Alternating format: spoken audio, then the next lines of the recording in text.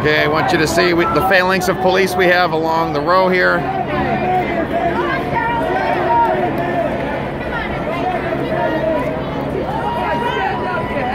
Absolutely, change gun laws. Let's have constitutional carry and national reciprocity. Absolutely, let's pass gun legislation. Legislation which expands and protects the Second Amendment. Stay human. Any of you guys like to be interviewed? Oh, please. No, I would love to. Come on over. Right over here, buddy. All right. Sure, what's up? All right, first of all, before we get started... Now, I just want to make sure, has Cenk finally acknowledged that the Armenian genocide actually happened? Yes.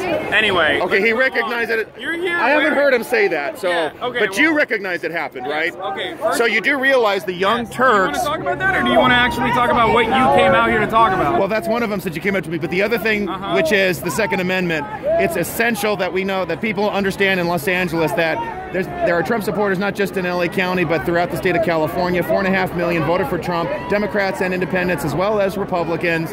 I see a lot of signs that say we need to pass gun legislation. Honestly, I absolutely agree with that. We need constitutional carry.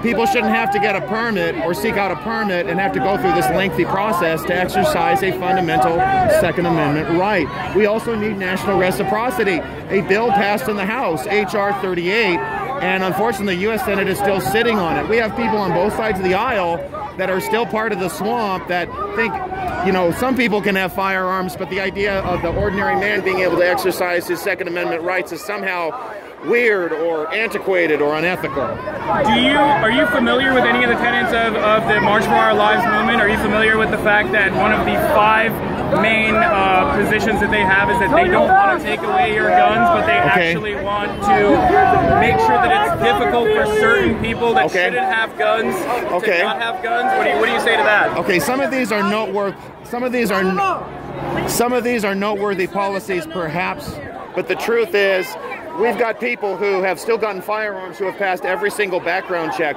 The Aurora, Colorado massacre at that movie theater, for example, that guy passed every single background check, but he still had mental health issues, and he still ended up shooting up a movie theater.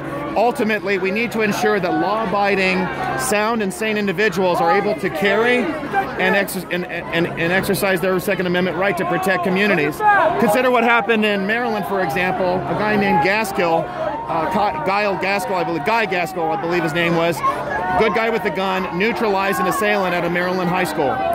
You understand that the good guy with a gun situation more often than not, I mean, it's for every instance of a good guy potentially stopping a bad guy with a gun, there are almost 30 different instances of someone accidentally shooting themselves, and that it is a myth that's been debunked a million times over. No, it hasn't. And it's largely an NRA talking point that there are millions of cases.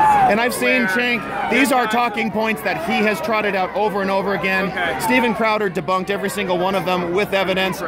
So you have a problem with Steve. Why? Because he's willing to think for himself and he actually provides evidence. Just because you don't like I'm talking to you, I don't like everything about what Cenk talked about. I do agree the Democratic Party is inherently corrupt, and Cenk talked about that at length at the last Politicon rally. Just because there's a source that is left of center doesn't mean I automatically debunk it. You shouldn't do that if a source is right of center either. Well, that's precisely why I'm here talking to you. Okay, so why did you laugh when I mentioned Steve Crowder? Oh, because I don't appreciate Steve Crowder. Doesn't matter whether you appreciate him or not. If Steve Crowder says 2 + 2 = 4, it's still true, even if you don't like Steve Crowder. I understand. So you have to you got to show some journalistic integrity. Anyway, we don't need to talk about Steve Crowder any further. Now you don't want to talk about him. Okay. No, I'm saying like we have to go and cover the rest of the march. But hey, nice to meet you. What's your name? Thanks for talking to us, Hassan. Hassan. Okay. Yeah. So you agree that the Armenian genocide happened, but we're still waiting for Cenk to acknowledge that it happened. 1.5 million people were killed by the Young Turks. That was the name of the group that slaughtered 1.5 million Armenians. They wanted to wipe them out. He acknowledges it, but I'm still waiting for Cenk to acknowledge it. Nice.